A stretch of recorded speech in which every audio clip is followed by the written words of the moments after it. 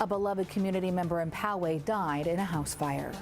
Sheriff's investigators need your help to find a man they say tried to grab a teenage girl on her way to school. It's one of the busiest travel days of the holiday season. Some tips on what you can and can't bring through security. New COVID protocols are coming to your workplace. Why not everyone is on board. Cracking down on crime in wake of smash and grabs. The governor's new safety plan revealed. And this holiday season wouldn't be complete without a trip to Santa Claus's village. News 8 starts right now. A deadly house fire in Poway leaves a community mourning of a loss of a well-known volunteer. Good evening and thank you for joining us. I'm Carlo Cicchetto. And I'm Jesse Pagan in for Marcella Lee. Firefighters say around 2 this morning the fire broke out on Crocker Road near Ospola Road. News 8's Abby Alford shares how friends want to remember the woman who they say gave so much. Tonight, firefighters have cleared the scene. We do know who the woman is that died in this fire, but the medical examiner has not released it. Word has traveled fast, and her friends want to pay tribute to this well-known community member. Poway fire trucks surrounded a home off Ospola Road. Hours later, smoke was still billowing from the ranch-style house where a woman inside was found dead. She was involved in everything. She was amazing. I would describe her as the ever-ready rabbit. She was always on the go. Mary Shepherdson volunteered with the woman at the Poway Historical Society. She was absolutely amazing. It's left a big hole. Her name has not been publicly released, but her friends that have learned it was her want to honor her service to the community. She did countless hours of volunteer work for us, and I'm sure she did too. I don't know how she ate and slept. Mary says she had just seen the woman 2 nights ago. I sat next to her at dinner on Wednesday night, and full of plans. It's hard to believe. A sheriff's deputy was first to arrive around 2 in the morning. He told firefighters he broke the windows to see if anyone was inside and found a body lying in a bedroom. He wasn't able to get in because of smoke and flames. Reported to one of our fire captains that there was a person inside the home. And unfortunately, when they arrived here to take actions, the home was well involved. And there was nothing they could do at that point. The woman led the Historical Society's biggest fundraiser, the annual rummage sale, which is tomorrow. She was the rummage sale. The victim also belonged to the Poway Valley Garden Club, where she made a mark on the old Poway Park. She volunteered for CERT, Community Emergency Response Team, among other organizations. Mayor Steve Voss praised her contributions to the community. We're all heartbroken. Any loss of life is tragic, but when it's someone like her who had such a big heart for all things Poway, it's devastating. We're never going to find anybody else like her, that's for sure. The Sheriff's Department Bomb and Arson Unit is taking over this investigation. They have not released a cause. We do know that she had a dog, horse, and chickens and told that they were not hurt in this fire and being taken care of by family.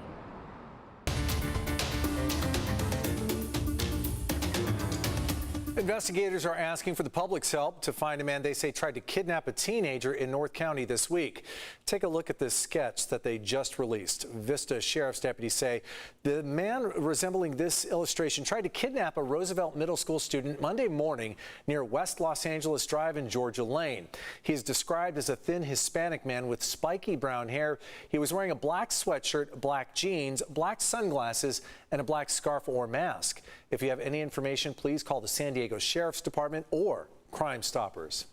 Travel experts are predicting the number of people flying for the holidays will triple compared to last year. That means a whole lot of people moving through security to their gates. So what can you take through security and what pandemic protocols are still in place? News 8's Kelly Hessedal reports from San Diego International Airport with what you need to know. And for some people, this may be the first time they've traveled since the pandemic hit. So some reminders: you will need to wear a mask inside the airport as well as on the plane. Take a look at the security line here behind me. Also, this is the time of year the TSA gets a lot of questions about food. People want to know what they can and can't bring on the plane. Anything solid like cakes, cookies, breads, meat, cheeses, fruits, those can go in your carry-on luggage in unlimited quantities. TSA spokesperson Lori Dankers walks us through the do's and don'ts of holiday airport travel when it comes to food. Any liquids more than 3.4 ounces must be put in checked baggage. If you can spill it or spread it, pour it or pump it, it's considered a liquid. A lot of times people like to bring soups. They like to go ahead and cook those ahead of time, let them maybe simmer for a couple of days, and then they want to bring those through. And they bring a whole pot of soup. Well, they're not going to be allowed to take that through because of that liquid quantity. Airports across the country are expected to be very busy starting today through the 3rd of January. Danker says some airports are seeing pre-pandemic numbers when it comes to travelers. Here at San Diego International, she says the biggest rush is typically during the morning hours. We have knives of all shapes and sizes. We have the brass knuckle clutches. She reminds passengers not to bring prohibited items through security, like weapons. A common one that we're seeing multiple times per week here at San Diego International is flashlight stun guns. They look like a flashlight, but they're actually a stun gun. Our officers are trained to spot those on an X-ray. They're not allowed in carry-on luggage because clearly you don't need those in the cabin of the aircraft when you're traveling. And when it comes to traveling with gifts for your loved ones, this is some cologne. It's exactly 100 milliliters. Instead of wrapping them, use a gift bag. But if I just place it in a gift bag, they want to take that closer look. They're going to open it up, take a look at the size, and put it right back in. And guess what? You're good to go. And for some people, this is the first time they've traveled since the pandemic hit. So some reminders: you will need to wear a mask in the airport as well as on the airplane. Also, this is the time of year the TSA gets a lot of questions about food. People want to know what they can and can't bring with them on the plane. All right, Kelly, some good information to have as we go into the holiday right now.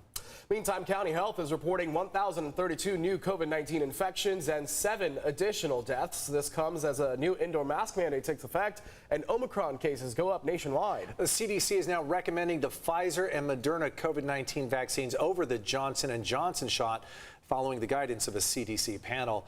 This comes over concerns of rare blood clotting with the J&J vaccine that has led to at least 9 deaths. Meantime, a push is underway for more people to get vaccinated and boosted as the Omicron strain continues to spread. It has now reached 38 states. Given the current state of the pandemic, both here and around the world, any vaccination is better than no vaccination. The Delta variant continues to be the dominant COVID-19 strain. In New York City, the Rockettes have canceled 4 shows at Radio City Music Hall because of COVID, and at least 9 Broadway shows canceled performances this week. We are learning more about a driver who led police on a chase for 2 hours Wednesday and then escaped on foot. As News 8's David Gomphertson reports, court records show the man behind the wheel was recently released from prison. The chase started just after 4 p.m. Wednesday when police tried to pull over Tyler Turner near his home in Chula Vista. Police say the 25-year-old is wanted on domestic violence charges, including child abuse involving an 8-month-old. Initially, 2 people were inside the 2015 Jeep Patriot, but after the driver pulled over and got out, police say Turner got into the driver's seat and took off. Officers pursued him for more than 2 hours. At one point, he slowed down and started yelling out the window before taking off again. A highway patrol vehicle tried to block his path, but he got away. Here you can see an officer tries to throw down a spike strip, but the Jeep narrowly escapes again. Court records show Turner has a criminal protective order against him as part of an ongoing felony domestic violence case. He's also charged with being a felon in possession of a firearm and ammunition. In 2018, records show Turner was sentenced to 7 years in prison after convictions for assault with a firearm, assault to cause great bodily injury, and felony vandalism. Around 6 p.m. Wednesday night, the chase finally came to an end when Turner parked the Jeep in a Grantville apartment complex near Friars and Santo Roads and ran away on foot. He's now facing evading police charges in addition to his domestic violence counts. Turner is still on the loose. If you see him, call police. He is facing a second strike on his record, which means any prison sentence he receives would be doubled if he gets convicted. Now, David, what do we know about these allegations involving an 8-year-old child? Those appear to be new allegations. There is no child abuse on his record in San Diego, but I will say he has a string of misdemeanor convictions in Texas as well. All right, David Gomphertson reporting from the newsroom for us tonight. David, thank you. The News 8 team was out in full force this morning at Feeding San Diego's food drive. Hundreds of cars drove through the North Island Credit Union Amphitheater parking lot in Chula Vista. More than 1,000 families signed up to get 30-pound boxes of food, fresh produce, and more. Drives like these are part of Feeding San Diego's Together tour and add to the smaller drives they hold several times a month.